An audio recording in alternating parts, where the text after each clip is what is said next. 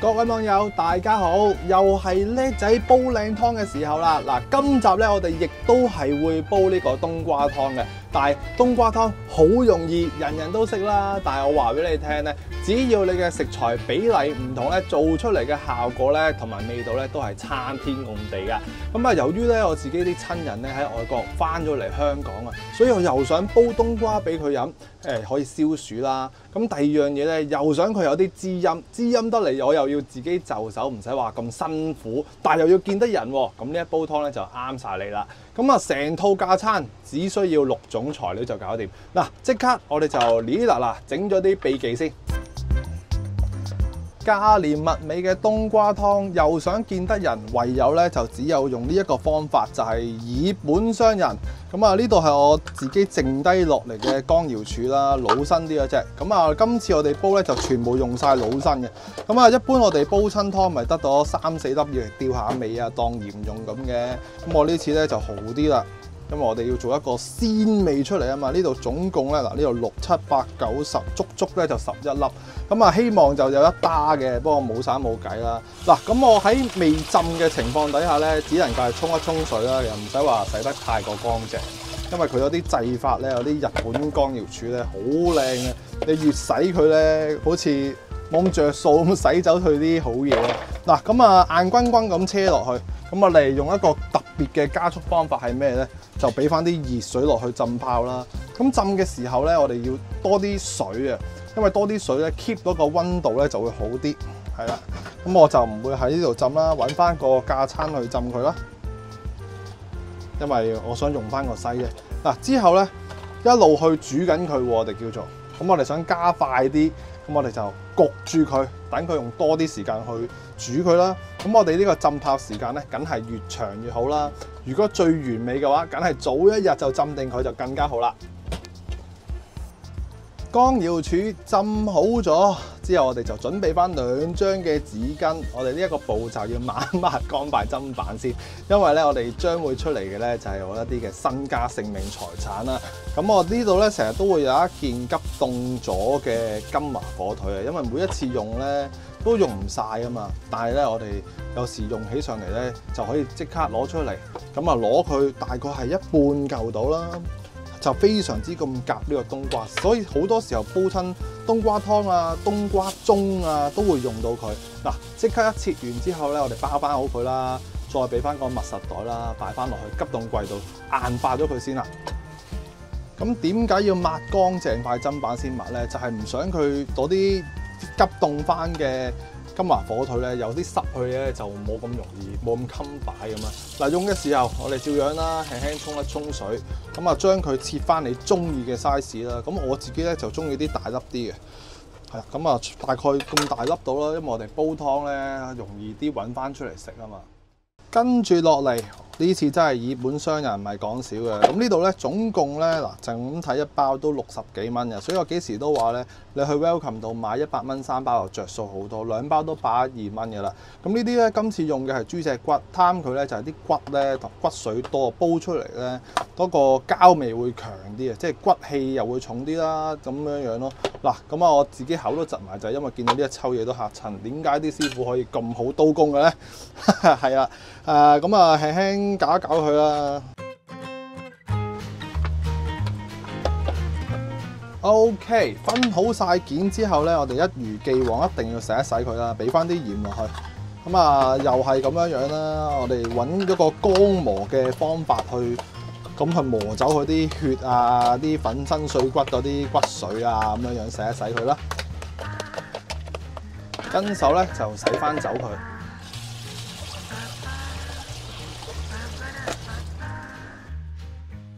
擎乾晒水咧，我哋就補翻大概係1、2茶羹嘅鹽落去，輕輕咁將佢撈勻，醃下佢啦。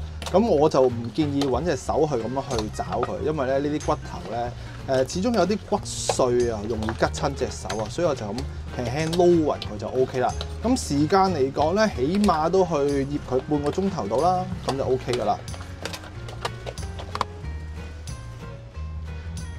之後咧，我哋就揀翻一條比較大 size 一啲嘅粟米。呢度咩？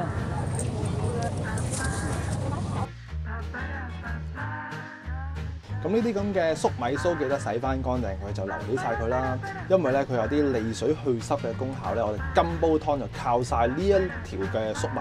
但係如果你攞得太多嘅話咧，分分鐘個煲咧就入唔晒啊。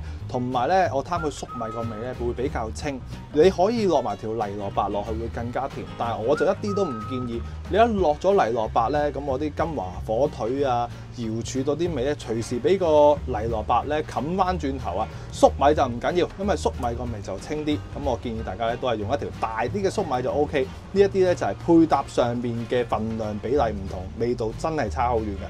又係練刀工嘅時候啦，用翻個刀尾。我哋唔需要話下下都要斬落去啊！記得手指朝天，係啦，慢慢去落去。咁啊，大細咧就自己因翻啦。最緊要咧，我哋好似揸乒乓波板咁樣揸實把刀，對自己有啲信心，直上直落，手指向天咧就會最安全噶啦。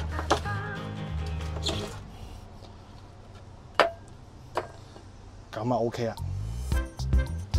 粟米都切完，最後咧就要切埋呢隻大冬瓜啦。咁呢一度咧差唔多有2斤重啦。你做唔夠呢個份量咧，你就做唔到呢個效果。呢一啲咧就係又係比例上嘅問題啦，好鬼沉嘅。因為你個冬瓜有份量先至可以叫做消暑啊嘛。嗱，切冬瓜嘅時候咧，呢一個特別啲喎。呢一隻咧叫做白皮嘅冬瓜啦，即係粉皮冬瓜，個面頭咧會粉啲嘅。咁啊，分別嚟講咧，其實都差唔得遠咁樣啦。咁啊，切嘅時候咧，其實我覺得最緊要咧就係睇下佢會唔會比較係多水啊、軟身定係實啊。咁好多朋友咧都話粉皮嘅冬瓜咧係會比較唔耐火，容易軟爛嘅。咁但係我自己撳落去咧就唔覺得佢話太過腍咁樣。咁我咧都會用翻一般咁嘅切法落去做咯。嗱，咁我呢個係頭尾位嚟嘅，切嘅時候小心啲啦，皮咧就向翻底，企得穩陣啲。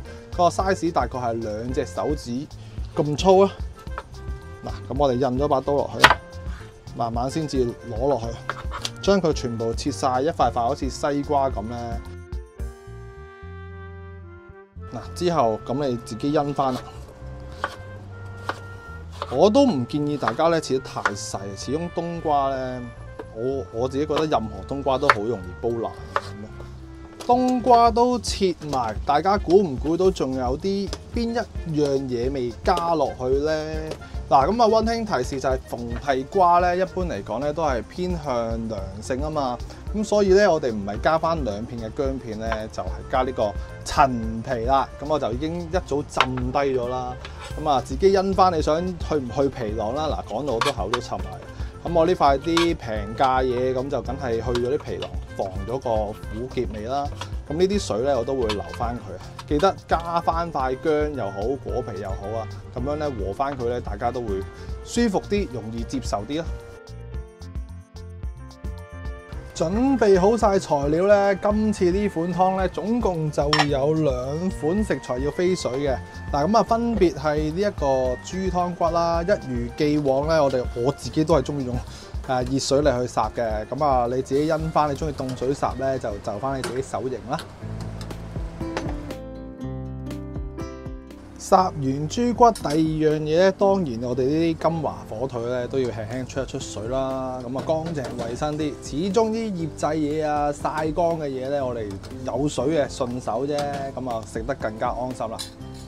水都出埋，今次呢款湯咧，我建議大家攞翻個大煲出嚟啦。如果你跟足我呢個份量咧，基本上我哋有啲5列裝嘅煲仔咧就比較難可以擺得晒啲湯料啊！嗱，呢度2斤嘅冬瓜咧，其實已經冇咗1/3啦。由於有呢個豬湯骨喺度咧，所以煲嘅時間咧可以稍為係耐火一啲啊。咁啊，大概係1個半鐘頭至到2個鐘頭左右啦。咁啊，除翻你自己有幾多料啊？嗱，加晒啲湯料之後，就係咁上下。如果你要個細煲嘅話咧，基本上咧都唔夠裝噶啦。咁我哋大概個水量咧就大概係3000毫升至到3500毫升左右啦。咁啊，自己因翻嗰個水量啦。OK， 因為啲湯料咧今次係真係好多啊！一有冬瓜，仲要加咗平時1份骨，呢次係加到2份骨啊！所以大家因翻住，越係大煲就會穩陣啲咁樣啦。咁我自己咧就會煲個半鐘頭嘅。咁啊，到咗最後攞15分鐘，我哋先試一試味。理論上咧，呢一個味道啊，啲配搭咧，應該就唔使一滴鹽都冇噶啦，唔需要。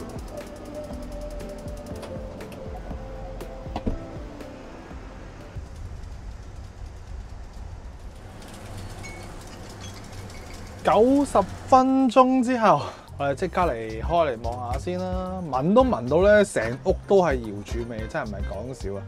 嗱，嚟冇花冇假，就係咁嘅樣啦。咁啊，其實咧用咗足夠嘅骨落去煲咧，基本上咧我哋都唔需要話去特別咁去試味，因為保證一定夠味啦。湯嘅顏色會比起我哋平時咧煲冬瓜咧唔落咁多骨嘅話咧，就會比較上係白淨啲啦。